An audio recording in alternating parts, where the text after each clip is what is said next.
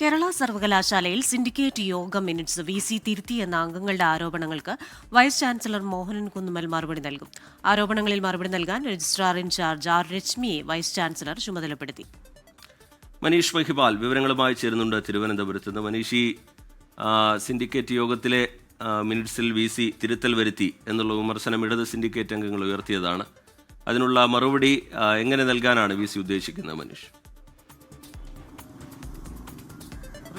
18 syndicate അംഗങ്ങളാണ് ഇത് സംബന്ധിച്ച് പരാതി ഒപ്പിട്ട് നൽകിയത്. ഈ സാഹചര്യത്തിലാണ് നിലവിൽ രജിസ്ട്രാറുടെ ചുമതലയുള്ള ആർ രശ്മി വഴി ഇതിന് മോഹനൻ കുന്നുമ്മൽ, അതായത് ഇതുമായി ബന്ധപ്പെട്ട മറുപടി നൽകാൻ വേണ്ടിയിട്ട് വൈസ് ചാൻസലർ തീരുമാനിച്ചിട്ടുള്ളത്. അടുത്ത യോഗത്തിലോ അല്ലെങ്കിൽ അത് സംബന്ധിച്ചുള്ള കാര്യങ്ങളിലോ യൂണിവേഴ്സിറ്റി രേഖകളിലൊക്കെ തന്നെ ഇങ്ങനെ മിനിറ്റ്സ് തിരുത്തുന്ന സംഭവം ഇതിനു മുൻപ് ഉണ്ടായിട്ടില്ല. അങ്ങനെ VCക്ക് ഇങ്ങനെ മിനിറ്റ്സ് തിരുത്താനുള്ള അതൊരു അസ്വാഭാവിക നടപടിയാണെന്ന് കാണിച്ചുകൊണ്ടായിരുന്നു പരാതി നൽകിയത്.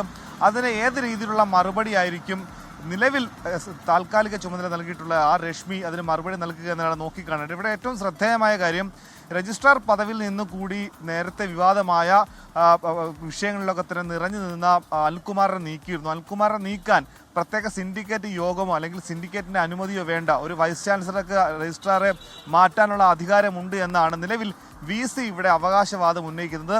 അങ്ങനെ ഒരു രജിസ്ട്രാറെ മാറ്റി നിർത്തിക്കൊണ്ട് പുതിയൊരു രജിസ്ട്രാർക്ക് ചുമതല നൽകുന്നു. ഒപ്പം തന്നെ നേരത്തെ താൽക്കാലിക ചുമതല നൽകിയ മിനി കാപ്പനെ മാറ്റുന്നു. അങ്ങനെ യഥേഷ്ടം ഒരു വൈസ് ചാൻസലർ തനിക്ക് ഇഷ്ടപ്പെടുന്ന ആളുകളെയൊക്കെ തന്നെ ഓരോ പദവിയിലേക്ക് കൊണ്ടുവരികയും മിനിറ്റ്സിലൊക്കെ തന്നെ മാറ്റം വരുത്തുന്ന സംഭവത്തിൽ വലിയ പ്രതിഷേധ പരിപാടികൾ സംഘടിപ്പിക്കാൻ വേണ്ടി ഒരുങ്ങുകയാണ് നിലവിൽ സിൻഡിക്കേറ്റും ഒപ്പം തന്നെ ഇടതനുകൂല സംഘടനകൾ. പക്ഷേ ഇവിടെ ഏറ്റവും പ്രധാനപ്പെട്ട കാര്യം, ഈ കഴിഞ്ഞ അധ്യയനത്തിലടക്കം ഒരുപാട് കാലതാമസം ഡിഗ്രി സർട്ടിഫിക്കറ്റ് വിതരണത്തിലും ഒപ്പം തന്നെ യൂണിവേഴ്സിറ്റിയുടെ ദൈനംദിന പ്രവർത്തനത്തെയൊക്കെ തന്നെ കാര്യമായി ബാധിച്ചിരുന്നു. മോഹനൻ കുന്നുമ്മൽ ഏകദേശം ഒരു 20 ദിവസത്തോളം വൈസ് ചാൻസലർ യൂണിവേഴ്സിറ്റി എത്താതിനെ തുടർന്ന് ഒരുപാട് വിഷയങ്ങൾ സാങ്കേതികമായ സർവകലാശാലയ്ക്ക് ഉണ്ടായിരുന്നു.